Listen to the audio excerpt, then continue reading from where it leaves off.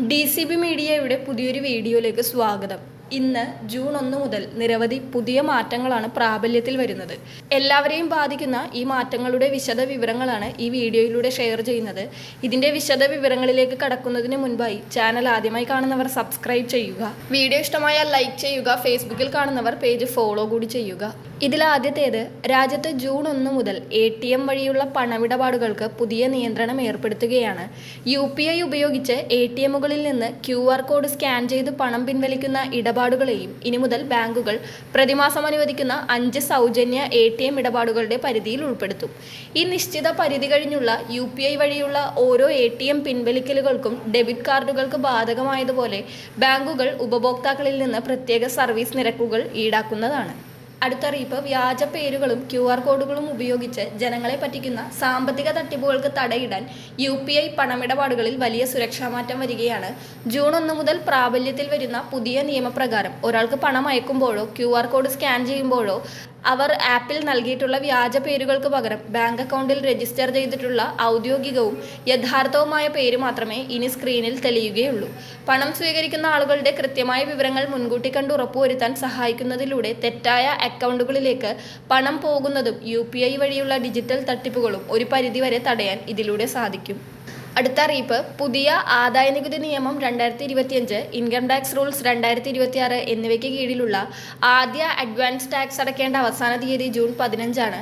വർഷത്തിൽ 10,000 രൂപയിൽ കൂടുതൽ നികുതി ബാധ്യതയുള്ള വ്യക്തികൾ തങ്ങളുടെ ആകെ നികുതിയുടെ 15% ഈ തീയതിക്കകം നിർബന്ധമായും അടച്ചിരിക്കണം. ഈ സമയപരിധി തെറ്റിക്കുന്നവരിൽ നിന്നും പ്രതിമാസം 1% വീതം പിഴപ്പലിശ ഈടാക്കുന്നതാണ്.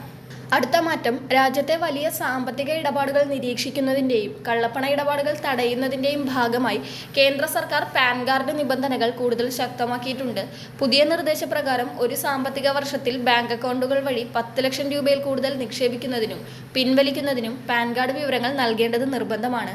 ഇതിനു പുറമെ 20 ലക്ഷം രൂപയ്ക്ക് മുകളിലുള്ള ഭൂമി, വീട് തുടങ്ങിയ വസ്തു ഇടപാടുകൾക്കും ഇരുചക്ര വാഹനങ്ങൾ ഉൾപ്പെടെ 5 ലക്ഷം രൂപയ്ക്ക് മുകളിൽ വില വരുന്ന ആഡംബര വാഹനങ്ങൾ വാങ്ങുന്നതിനും ഇനി മുതൽ പാൻ കാർഡ് നിർബന്ധമായി കൈവശം ഉണ്ടായിരിക്കണം.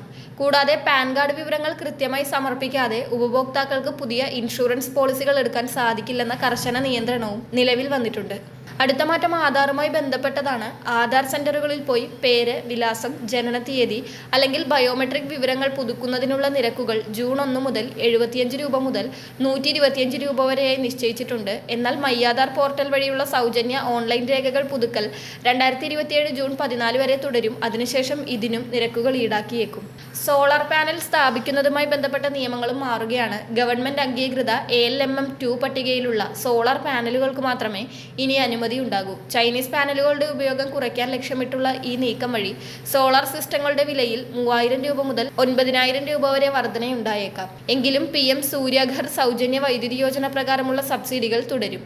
അടുത്തത്, ഏവിയേഷൻ ടർബൈൻ ഫ്യൂവൽ വിലവർധനവ് കാരണം വരും ദിവസങ്ങളിൽ വിമാനയാത്ര ചിലവേറിയേക്കാം. എന്നാൽ വേനലവധിക്ക് ശേഷമുള്ള യാത്രക്കാരുടെ കുറവ് പരിഹരിക്കാൻ ഇൻഡിഗോ, എയർ ഇന്ത്യ എന്നീ കമ്പനികൾ ആഭ്യന്തര വിമാന നിരക്കുകളിൽ ജൂൺ 1 മുതൽ അടുത്ത 90 ദിവസത്തേക്ക് 15% മുതൽ 22% വരെ കുറവ് പ്രഖ്യാപിച്ചിട്ടുണ്ട്.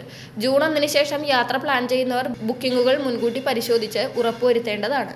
അടുത്തത്, ഗ്യാസ് സിലിണ്ടർ ഉപയോക്താക്കൾ അറിഞ്ഞിരിക്കേണ്ടതാണ്. എല്ലാ മാസവും 1-ാം തീയതി എണ്ണ വിതരണ കമ്പനികൾ ഗ്യാസ് സിലിണ്ടർ വില പുതുക്കി നിശ്ചയിക്കാറുണ്ട്. അതിന്റെ അടിസ്ഥാനത്തിൽ ഈ ജൂൺ 1-ാം തീയതി വാണിജ്യ സിലിണ്ടറിന്റെ വില 42 രൂപ വർദ്ധിപ്പിച്ചിട്ടുണ്ട്. ഗാർഹിക സിലിണ്ടറുകളുടെ വിലയിൽ മാറ്റമില്ല. പുതിയ നിർദ്ദേശപ്രകാരം ഒരു മേൽവിലാസത്തിൽ അല്ലെങ്കിൽ ഒരു കുടുംബത്തിന് ഒരു സജീവ ഗ്യാസ് കണക്ഷൻ മാത്രമേ ഇനി അനുവദിക്കൂ. നിലവിൽ പൈപ്പ്ഡ് നാച്ചുറൽ ഗ്യാസ് അഥവാ PNG കണക്ഷനുള്ള വീടുകളിൽ ഇനി മുതൽ LPG സിലിണ്ടറുകൾ സൂക്ഷിക്കാൻ അനുവാദമുണ്ടാകില്ല.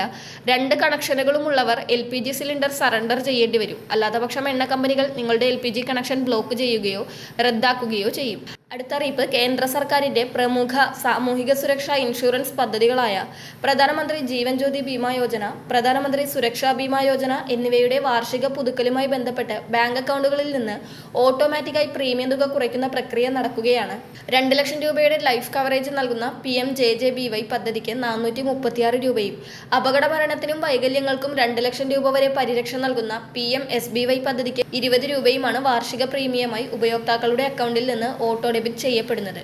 ഈ സമയത്ത് ബാങ്ക് അക്കൗണ്ടുകളിൽ ആവശ്യത്തിന് പണമില്ലെങ്കിൽ ECS ബൗൺസ് ചാർജ് ഇനത്തിൽ പ്രീമിയം തുകയേക്കാൾ വലിയ പിഴ ബാങ്കുകൾ ഈടാക്കാൻ സാധ്യതയുള്ളതിനാൽ ഉപഭോക്താക്കൾ അക്കൗണ്ട് ബാലൻസ് കൃത്യമായി നിലനിർത്താൻ ശ്രദ്ധിക്കുക. പദ്ധതിയിൽ നിന്ന് ഒഴിവാകാൻ ആഗ്രഹിക്കുന്നവർക്ക് ബാങ്ക് വഴിയോ മൊബൈൽ ആപ്പ് വഴിയോ അപേക്ഷ നൽകി ഓട്ടോ ഡെബിറ്റ് ഓപ്ഷൻ മാറ്റാവുന്നതാണെങ്കിലും സ്വകാര്യ ഇൻഷുറൻസുകളെ അപേക്ഷിച്ച് ഏറ്റവും കുറഞ്ഞ നിരക്കിൽ സാധാരണക്കാർക്ക് ലഭിക്കുന്ന മികച്ച പരിരക്ഷയാണെന്നതിനാൽ നോമിനി വിവരങ്ങൾ ഉൾപ്പെടെ കൃത്യമായി അപ്ഡേറ്റ് ചെയ്ത് പോളിസി നിലനിർത്തുന്നത് സുരക്ഷിതമായിരിക്കും. 2026 മെയ് 31 ജൂൺ 1 ഇടയിലുള്ള ദിവസങ്ങളിൽ രാജ്യത്തെ ബാങ്ക് അക്കൗണ്ടുകളിൽ നിന്ന് ഇൻഷുറൻസ് പ്രീമിയം തുക ഓട്ടോമാറ്റിക്കായി കുറയ്ക്കും. ഗുണഭോക്താക്കളുടെ അക്കൗണ്ടിൽ ബാലൻസായി പ്രീമിയം തുക ഇല്ലെങ്കിൽ പദ്ധതിയിൽ നിന്ന് പുറത്താകുന്നതാണ്. അതിനാൽ ഇത്തരത്തിൽ അക്കൗണ്ടിൽ ബാലൻസ് ഇല്ലാത്തവർ ബാങ്കുമായി ബന്ധപ്പെട്ട് പദ്ധതിയിൽ തുടരുവാൻ ശ്രദ്ധിക്കുക. ജൂൺ 1 മുതൽ പ്രാബല്യത്തിൽ വന്ന ഈ മാറ്റങ്ങൾ എല്ലാവരും അറിഞ്ഞിരിക്കുക. പ്രധാനപ്പെട്ട ഈ അറിയിപ്പ് മറ്റുള്ളവർക്ക് കൂടി ഷെയർ ചെയ്യുക.